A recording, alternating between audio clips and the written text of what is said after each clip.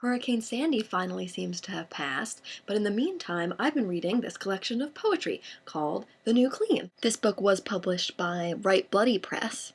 Authors who choose to submit to Write Bloody initially only send a selection of poems. This means that John Sands could have chosen a few poems from a larger collection that he had already put together, or he could have waited until he made it to the next round of the selection process at Write Bloody and then written a whole bunch of poems to go with the ones that he'd already done.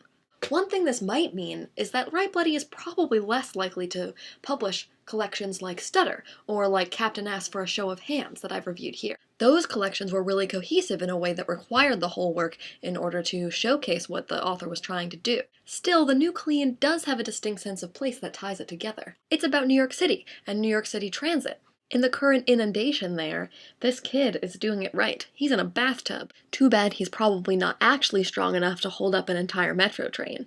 But New York Transit also serves as a metaphor for growing up here, or not growing up, as the case may be. Many of these poems are interested more in staying put, or even a sense of regression.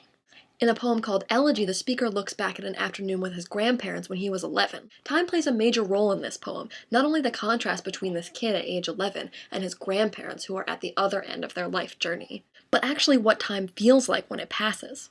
They said it would be 5 minutes on the corned beef hash. It was 8, he remembers thinking. And time and experience also transforms place here. But today, even from New York, my home in Cincinnati is still folding around me like an egg.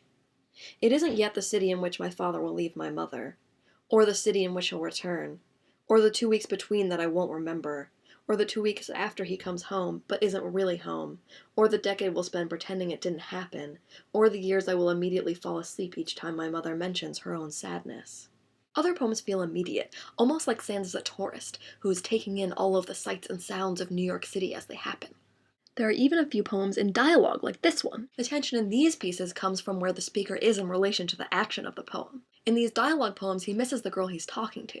This leads to a pervading fear that he is not in the right place, or he's missed the right train, or he's still standing on the platform and hasn't got on any trains at all. It's this sense that his journey comes with the baggage of knowing what you've left behind. This idea culminates nicely in the final poem, which is called Not About Me.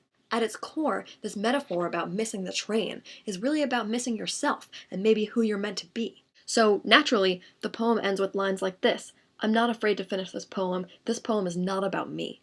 At the very end, this line falls apart. I am not afraid afraid not I am, afraid not am I, not afraid I am. When the words fall out of sync, they become empty of meaning. And perhaps it's here we could circle back to the beginning. You could go anywhere from here, anywhere.